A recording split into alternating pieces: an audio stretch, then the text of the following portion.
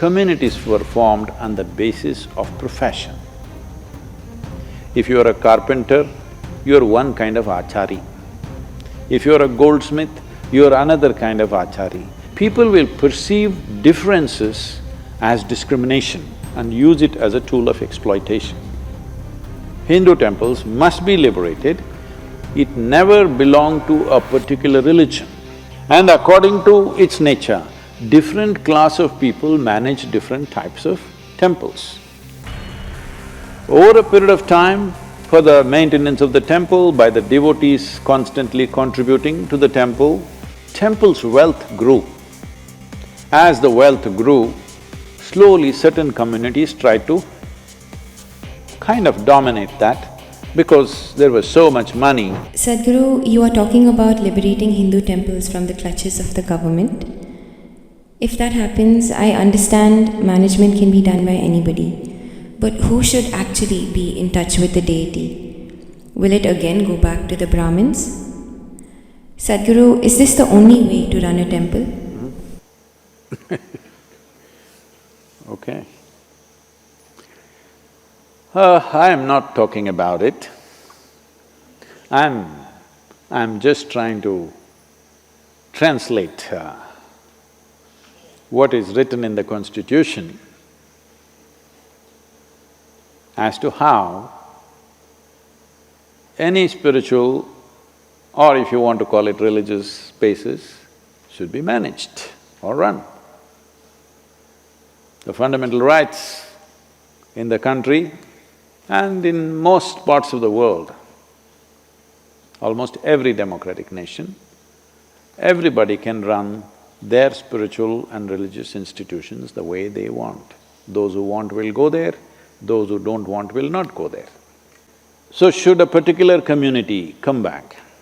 This issue of only one community should be inside the temple, I think we have settled it with the Dravidian movements. Communities were formed on the basis of profession. If you are a carpenter, you are one kind of achari. If you are a goldsmith, you are another kind of achari. If you are a blacksmith, you are another kind of achari. If you are a trader, you are one kind of Vaishya. If you are an agriculturist, you are another kind. If you are a ruling if you are a militant class, you are one kind. So based on professions, communities happened over a period of time. It is not that there was no transmigration, people could go.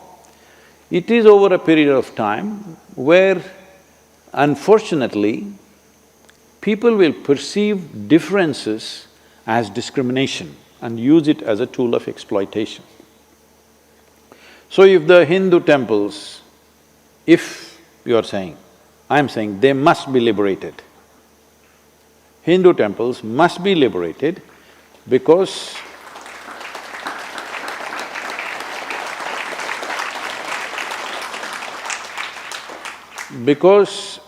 one important aspect of this is, it never belonged to a particular religion, it belonged to a particular trait. Devi temples are made one way, Shiva temples are made another way, Krishna temples are made another way, Vishnu temples are all in one way, Brahma temples in different ways. And all the different kinds of Devis, they are made differently. These were all energy centers established for different purposes. According to your purpose, whoever you are, you could go there. And according to its nature, different class of people manage different types of temples. Over a period of time, for the maintenance of the temple, by the devotees constantly contributing to the temple, temple's wealth grew. As the wealth grew, slowly certain communities tried to kind of dominate that because there was so much money and so much wealth. So naturally, certain people dominated that. Well, in the British era, you must understand this, the Hindu temples were not taken over by the British Empire. It was taken over by a corporate called East India Company. A business took over the temples. Why you think the business was interested in your religion? No, because they saw there was so much wealth, they decided they must take it. In 1840, because these temples were managed by the English people, resistance rose in the Christian community, both back home for them and also here, that Christian men are managing pagan temples and we cannot condone that. So they decided to hand it back. By then they had shaved off all the jewelry, this, that. They couldn't take the land to England, so they took only what could be moved. Some temples escaped this, most temples lost their gold and diamond and everything that they had in huge quantities because people went on contributing. Only when some emergency like a famine or something came, it was for the temple to decide how much it should spend on those situations. Anyway, that's a history thing. Now if we release it, should the Brahmins come back? Not at all. There was a time where if you had to be in the army, you had to be a Kshatriya. If you have to be in the temple, you had to be a Brahmin.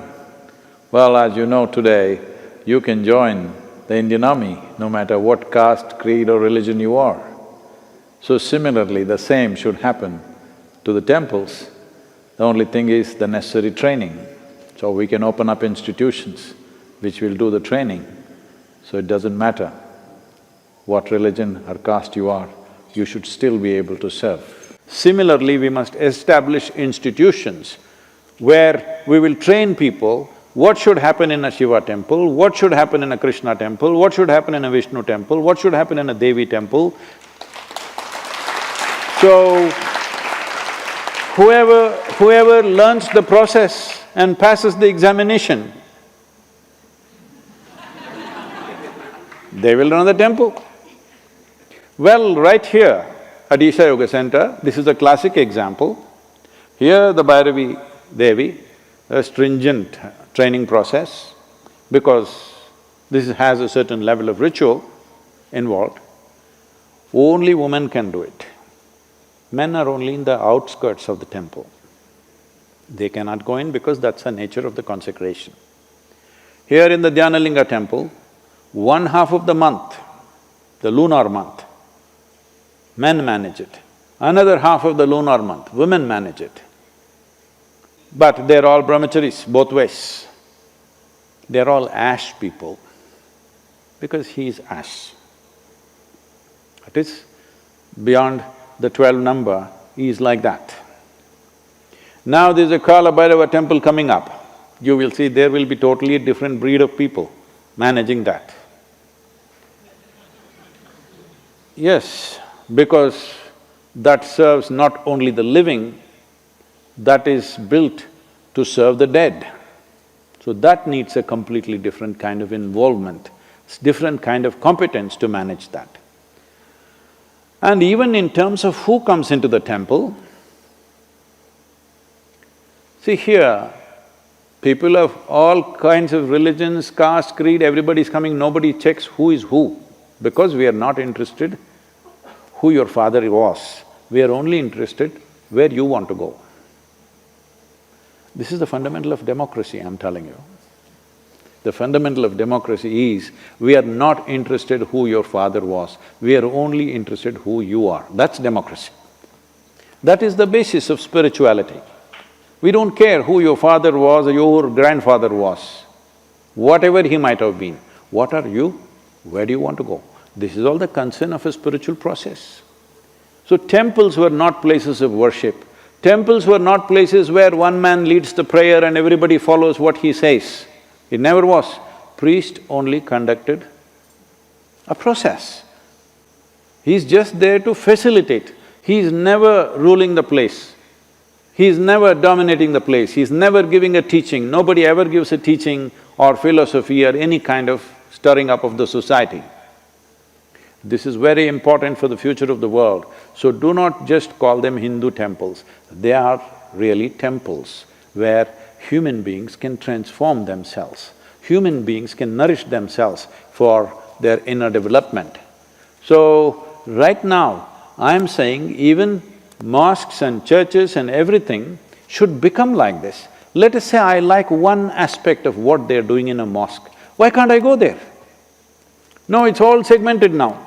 You can only go here, they can only go there. Fortunately, we've changed this completely. Here, there are a whole lot of people coming. Many ladies coming, burqa-clad ladies, they like Dhyanalinga, they like to sit there. Bhairavi is probably too ritualistic for them, they just look like this and go away. But they like Dhyanalinga, they come there. Many come only for the Tirth Kund, the Surya Kund and the Chandra Kund. It is fine with us. We don't force anybody to go here. This is a certain kind, this needs a different kind of involvement, that needs a different kind of involvement. As long as a human being is willing to follow the basic norms for which it is set up, basic purpose for which it is set up, and basic norms which facilitate that purpose, any human being should be allowed not only to enter the place, also to be in the sanctum. If somebody who is born as a whatever nonsense, high caste, low caste, Hindu, Muslim, Christian, Jew, Sikh, whatever, if they are drawn to a certain aspect and if they are willing to go through the necessary preparatory steps, today it can be established as an institution. You must understand, what was institutions has all been painted negatively as some kind of caste system. Now, institutions which trained blacksmiths have become blacksmith caste. It's an institution. Unfortunately, somehow the goldsmith people started propagating that goldsmiths are superior to blacksmiths. Though you cannot live without a blacksmith in a society, you can very well live without a goldsmith. Yes. So this superiority, inferiority business is something that's happened later on. The temple never had that. See, temple means it is trying to make a certain dimension of life which is crossing the boundaries of one's physical nature, available to people, available for people to experience that dimension. If you cross the boundaries of physicality, you have crossed all boundaries and divisions that you have created in the world in the name of caste, creed, gender, nonsense, all kinds of nonsense. See, all these things have happened in many temples, they don't allow foreigners. See, there was a time where in India there were boards, Indians and dogs are not allowed into this place. So in reaction, you put it up in your temple, foreigners not allowed. This was your little reaction. And also it was true, people came in just to desecrate the temple. They come in… there are any number of incidents where they come inside and they want to spit in the temple, any number of incidents where intentionally they want to urinate in the temple. Those were the times of occupation. That is gone. Today, if somebody who is not born in India wants to come into the temple, they're coming in because they genuinely want to come, not to desecrate it, not to dishonor it. They're really coming because they want to experience it. So, nationality, gender, caste, creed, nothing matters because this is a dimension, temple is a dimension where you transact with that which is beyond your physical nature. This is open to every human being, not only for management, not only for use, also to be in touch with the sanctum sanctorium. It is open to everybody. I would like to see that there used to be… there were mass here who are African in origin. Now there are people from all over, some from United States, some from India. I would like to see every kind, maybe Chinese, Japanese, this, that, works, everything. It's important. This is important not just for the temple, this is important for humanity that without discrimination, everybody can aspire to grow. Everybody can aspire to touch dimensions beyond the limitations of who we are right now. This is the reason why I'm asking for liberating the temple for government clutches, because they're still hanging on to a nasty part of the history which was there. It's time to eradicate that and build a grand future.